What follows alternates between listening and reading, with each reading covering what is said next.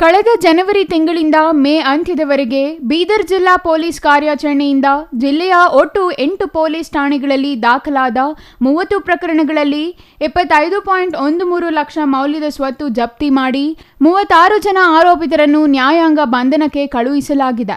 ಈ ಸಂಬಂಧ ಬೀದರ್ ಜಿಲ್ಲಾ ಪೊಲೀಸ್ ಅಧೀಕ್ಷಕ ಎಸ್.ಎಲ್. ಚನ್ನಬಸವಣ್ಣನವರು ಮಾಹಿತಿ ನೀಡಿದರು.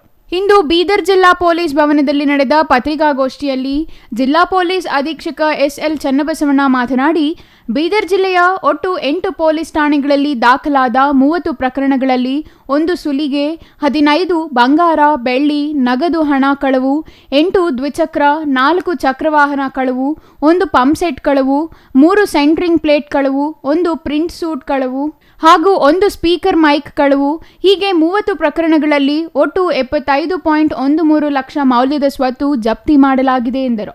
ಈ ಪ್ರಕರಣಗಳಿಗೆ ಸಂಬಂಧಿಸಿ 36 ಜನ ಆರೋಪಿಗಳನ್ನು ನ್ಯಾಯಾಂಗ ಬಂಧನಕ್ಕೆ ಕಳುಹಿಸಲಾಗಿದೆ. ಇತ್ತೀಚೆಗೆ ನಗರದಲ್ಲಿ ಓಡಾಡುವ ಆಟೋ ರಿಕ್ಷಾಗಳಲ್ಲಿ ಅಳವಡಿಸಲಾದ ಚಾಲಕನ ಪಕ್ಕದ ಹೆಚ್ಚುವರಿ ಸೀಟ್ಗಳನ್ನು ತೆರವುಗೊಳಿಸಿ ಜಪ್ತಿ ಮಾಡಿರುವ ಸೀಟ್ಗಳನ್ನು ಅಂಗನವಾಡಿಗಳಿಗೆ ನೀಡುವುದಾಗಿ ಅವರು ತಿಳಿಸಿದರು. ನಗರದಲ್ಲಿ ಆಗುತ್ತಿರುವ ಅಪರಾಧ ಪ್ರಕರಣಗಳನ್ನು ಪತ್ತೆ ಹಚ್ಚುವಲ್ಲಿ ಮನೆ ಎದುರು ಅಳವಡಿಸಿರುವ ಸಿಸಿ ಕ್ಯಾಮೆರಾಗಳು ಮಹತ್ವದ ಪಾತ್ರ ವಹಿಸುತ್ತಿವೆ. ಆದ್ದರಿಂದ ತಮ್ಮ ಮನೆಗಳ ಎದುರು ಅಳವಡಿಸಿದ ಸಿಸಿ ಕ್ಯಾಮೆರಾಗಳ ಮಾಹಿತಿ ನೀಡುವಂತೆ ಜಿಲ್ಲೆಯ ಜನರಿಗೆ ತಿಳಿಸಿದರು. ಚುನಾವಣೆ ಹಿನ್ನೆಲೆಯಲ್ಲಿ ಮಾಡಲಿಕ್ಕಾಗಲಿಲ್ಲ. ಸೊ ಆ ಹಿನ್ನೆಲೆಯಲ್ಲಿ ಇವತ್ತು ಈ ಪತ್ರಿಕಾ ಗೋಷ್ಠಿಯನ್ನು ಕರೆಯಲಾಗಿದೆ.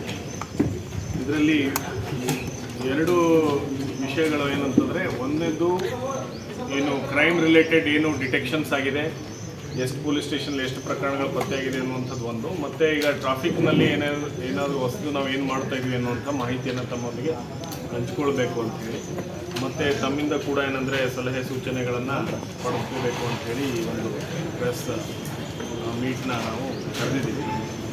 ಯಾಕಂದರೆ ಕ್ರೈಮ್ ಪ್ರಿವೆನ್ಷನ್ಗೆ ಸಂಬಂಧಪಟ್ಟಂತೆ ನಾವು ಪೊಲೀಸ್ ಇಲಾಖೆಯಲ್ಲಿ ವೈಯಕ್ತಿಕವಾಗಿಯೂ ಕೂಡ ಏನಂದರೆ 5P ಪಾಲಿಸಿನ ನಾನು ಜಾರಿಗೆ ತರಲಿಕ್ಕೆ ಏನಂತಾರೆ ಮೊದಲಿನ ಪ್ರಯತ್ನ ಮಾಡ್ತೇನೆ. ಯಾಕಂದರೆ ಕ್ರೈಮ್ ಇವತ್ತು ಪ್ರಿವೆಂಟ್ ಆಗಬೇಕು ಅಂತಂದರೆ ಫಸ್ಟು ಏನಂತಂದರೆ ಶಾಲಾ ಹಂತದಲ್ಲಿ ಪೇರೆಂಟ್ಸ್ ಮತ್ತು ಪ್ರಿನ್ಸಿಪಲ್ ಅಂತ ನಾವು ಹೇಳ್ತೀವಿ, 2 P. ಚಂದ್ರಯ್ಯ ಸ್ವಾಮಿ, CTV ನ್ಯೂಸ್, ಬೀದರ್.